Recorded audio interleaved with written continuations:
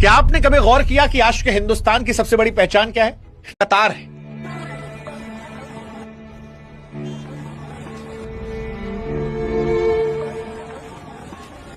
देखिए, हम विश्वगुरु बने या नहीं यह बहस का विषय हो सकता है, लेकिन हम लाइन प्रधान देश बहस नहीं।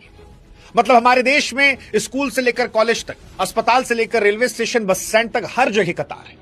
हर जगह सरकार कोई फैसला ले ले नोटबंदी जैसा तो कतार है, दुनिया कोई आपदा आ जाए कोविड जैसी तो कतार है।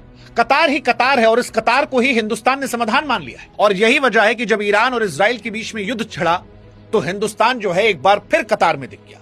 इस बार कतार गैस सिलेंडर की। और यही सवाल उठा कि यह कैसी विडंबना है कि एक हाथ में 5G स्मार्टफोन है तो दूसरे हाथ में उसी देश में एक गरीब मिडिल क्लास आदमी 14 किलो का सिलेंडर कहीं कंधे पे लिए पर बैठे पिछले 3 दिन से तपती दोपहरिया में अपना इंतजार कर रहा है। ये कैसा देश है जहां पर गैस की बुकिंग तो 1 सेकंड में हो जाती है मोबाइल में, लेकिन डिलीवरी में हफ्तों लग जाती है। जहां हमने उज्ज्वला से धुएं से मुक्ति का सपना देखा, वहां पर गरीब आदमी, मिडिल क्लास आदमी की इज्जत जो है आज सिलेंडर के नाम पर सड़क पर क्यों नीलाम हो रही? लड़ाई तो इजराइल, अमेरिका, ईरान की थी। मिसाइल जो है वो तेल अवीव में गिर रही थी, लेकिन क्या उसका असली धमाका हमारे ही घर में हो रहा है? क्या दुनिया में कहीं और भी हो रहा है, या हम ये मान ले हम ही सबसे नुकसान हो रहा है? क्योंकि हमारे यहां तो अयोध्या में राजा राम की रसोई जो है वहां भी ताला लटक गया। हमारे लखनऊ में कुछ लोग आदिकाल में चले गए, उन्होंने कहा कि भैया ये सिलेंडर का सिस्टम है, खत्म करते हैं, वापस चूल्हा बनवाओ, चूल्हा बनेगा, लाइन में लगने बच जाएंगे। और यही सवाल उठा कि एक तरफ हम चांद पर पानी खोज रहे हैं, दूसरी तरफ 80 के दशक वाली तस्वीरें। क्या ये कतार हमारी किस्मत है या पूरी दुनिया के साथ ये हो रहा है? और अगर दुनिया के साथ हो रहा है तो क्या हमारा सिस्टम इतना कमजोर था कि 1 हफ्ते की जंग नहीं झेल पाया? या फिर हमारे देश के अंदर कुछ महान लोगों ने कालाबाजारी कर ली, और कर ली तो मोदी जी क्या कर रहे थे? वो जमाखोरों पर डंडा क्यों नहीं चला रहे? आज जो देश कतार में, हमें लगा कि इस मुसीबत को उठाते हैं और तैयारी और हकीकत का धुआं धुआं आपके सामने कर जाते हैं। तो अगले 15-20 मिनट हमको सहयोग दीजिएगा, प्यार से वीडियो सुनिएगा, फैक्चुअली आपके सामने जानकारी रखेंगे। अब पहला सवाल कि एक तरफ हाथ में 5G फोन, दूसरी तरफ कंधे पर सिलेंडर, क्या यही है डिजिटल इंडिया? देखिए, कटाक्ष से तर अगर आज हिंदुस्तान की सड़कों का आप नजारा देखेंगे तो बस्ती से लेकर गोरखपुर तक यह सिलेंडर लूट की नहीं बल्कि जान बचाने की आपाधापी लग रही है। मतलब सिलेंडर के लिए लोग लंबी लंबी लाइन में है।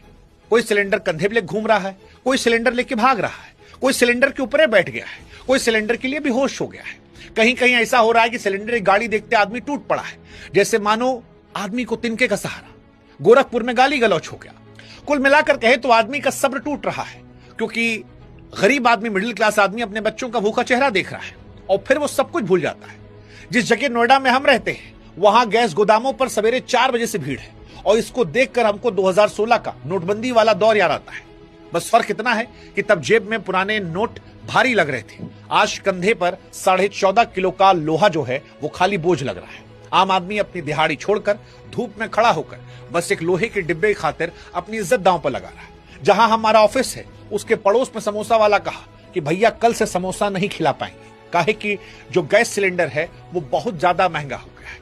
अब वो ये नहीं समझ पा रहा कि मोबाइल पर तो सिलेंडर का दाम सस्ता दिख रहा था, लेकिन पाने के लिए क्यों हफ्ता भर धक्का लगाना पड़ रहा है?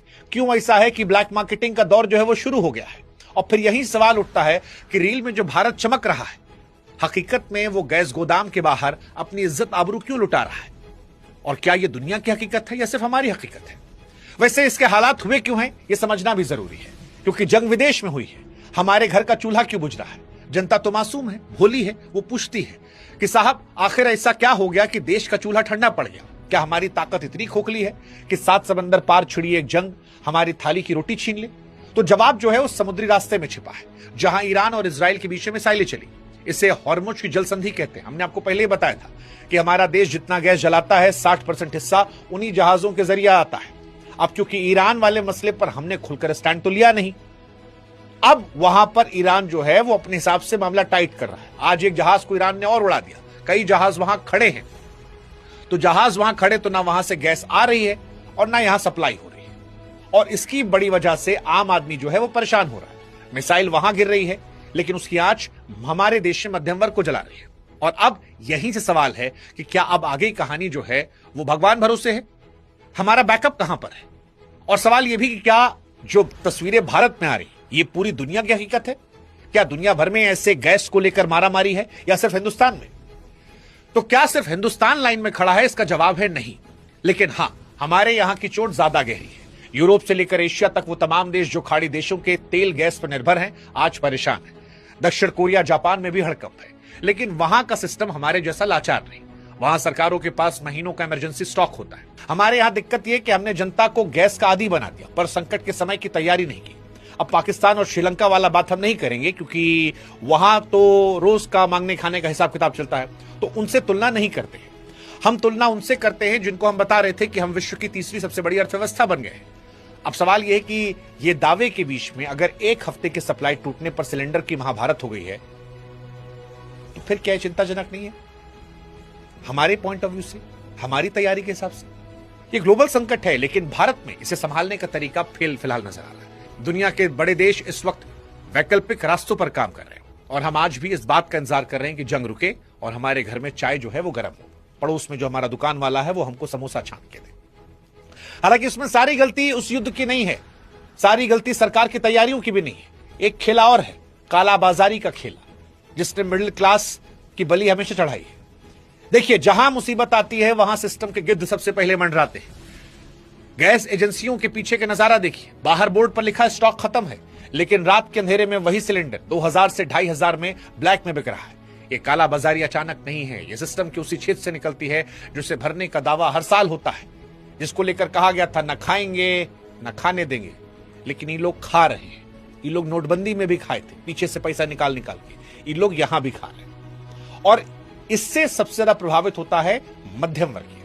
देखो बाबू, अमीर को फर्क नहीं पड़ता, वो ब्लैक में खरीद लेगा। गरीब आदमी अपनी किस्मत मानकर बैठा है, उसको कुछ नहीं मिलेगा, वो कंडा लगा के जला लेगा, लकड़ी तोड़ के जला लेगा, थोड़ा बहुत खाएगा, मस्त रहेगा, बैठ के गप लड़ा लेगा। लेकिन फंसता है मध्यम वर्गीय आदमी, क्योंकि मध्यम वर्गीय आदमी को अपनी इज्जत प्यारी होती है। ना तो वो कायदे से लाइन में लग पाता है, और ना बिना गैस के घर पे मैगी खा के जी पाता है। उसकी इज्जत उस खाली सिलेंडर के साथ सड़क पर नीलाम हो रही है। उसको समझ नहीं आ रहा कि वो दफ्तर जाए या गैस की कतार में खड़ा हो जाए, बच्चों की फीस भरे या ब्लैक में गैस खरीदे। उन पिताओं की आंखों में देखे जो रात के 2 बजे सिलेंडर लेकर लाइन में खड़े हैं ताकि सुबह बच्चों का टिफिन बने। सवाल यह है कि आखिर सरकार का डंडा जमाखोरों पर क्यों नहीं चल रहा, जो संकट के समय चांदी काट रहे हैं और जो आपदा में अवसर तलाश के पैसा कमाना चाह रहे हैं। यह सवाल बड़ा महत्वपूर्ण है, क्योंकि तस्वीरें जो आ रही हो परेशान करने वाली। जैसे लखनऊ में मिट्टी का चूल्हा जब दिखाई पड़ा तो यह सवाल उठा कि क्या डिजिटल इंडिया अब वापस एंशिएंट इंडिया में जा रहा है। लखनऊ से आया वीडियो देखिए, जो शहर अपनी नजाकत स्मार्ट सिटी के लिए जाना जाता था, आज वहां के चाय वाले और ढाबा मालिक फिर से मिट्टी की अंगीठी और लकड़ी का चूल्हा सुलगा रहे हैं। अब यह तरक्की नहीं है, यह इतिहास का उल्टा घूमना है। जिस उज्ज्वला योजना से धुएं से मुक्ति का वादा किया गया था, आज वही हाथ मजबूरी में फिर से लकड़ी और गोबर के उपले तलाश रहे हैं। सिलेंडर अब सिर्फ लोहे का खाली डब्बा दिख रहा है। गांव देहात में चूल्हे बरसों पहले ठंडे पड़ गए थे, वहां फिर से धुआं उठना परेशान करने वाला। हम 5G का जिक्र करते, लेकिन हकीकत यह है कि एक युद्ध ने हमें वापस फुकनी और कोयले वाले युग में धकेल दिया है। यह सिलेंडर की कमी से ज्यादा हमारी दूरदर्शिता, हमारी तैयारी कमी को दिखाता है, और हमारे देश में कालाबाजारी के करप्शन को भी एक्सपोज करता है, और इससे भगवानों नहीं बचे। हां, इजराइल, अमेरिका, ईरान युद्ध ने भगवान को भी नहीं बख्शा है। कतार में सिर्फ इंसान नहीं है, भगवान की रसोई पर भी ताला लगा दिया है। हां जी, हमारा देश वैसे कतार में रहने का आदी है। हमने पहले ही बताया कि चाहे अस्पताल हो, बस अड्डा या फिर रेलवे स्टेशन, हर जगह हम कतार में होते हैं।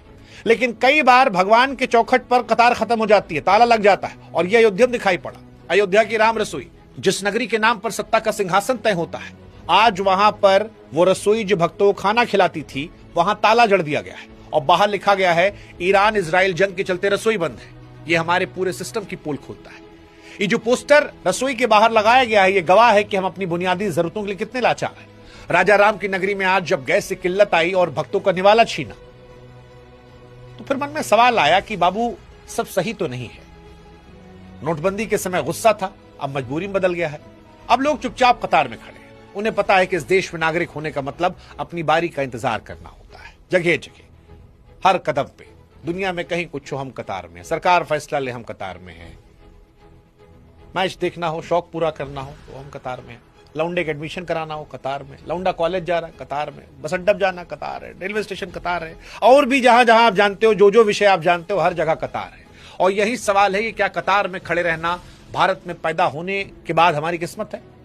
देखो, विश्व गुरु वाला सपना तब तक अधूरा है जब तक हमारे घर की दाल रोटी विदेश की जंग के गुलाम है।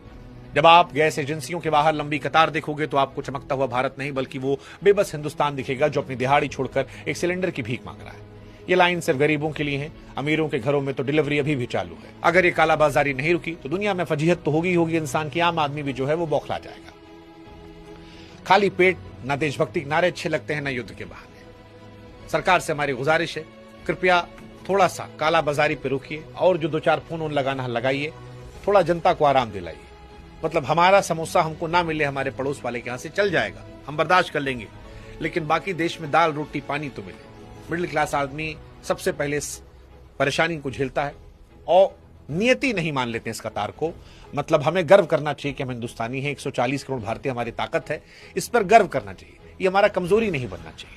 उम्मीद करते हैं कि सरकार इसको समझेगी और कतार से निकालकर चेहरे पर मुस्कुराहट बिखेरेगी। कैसे बिखेरेगी पता नहीं, एक हमने बता दिया, कालाबाजारी पर रोक लगाई, क्योंकि अभी भी हमको लगता है कि उतना समस्या बड़ा नहीं है जितनी बड़ी समस्या कालाबाजारी ने बनाई होगी। और उसके बाद मिलाइए फोन रशिया वाले को, थोड़ा चाइना वाले को भी, थोड़ा सा ईरान वाले को भी, कि बाबू वो थोड़ा सा छोड़ो ना, हमारा आपका तो पुराना रिश्ता है। मतलब इसीलिए शायद रिश्ते बनाकर चलने चाहिए। उम्मीद है कि हमारी विदेश नीति की ताकत का असर दिखेगा। तब तक मुस्कुराइए, आप कतार में हैं, मुस्कुराते रहिए, आपकी नीति हिंदुस्तान में पैदा हुई, हम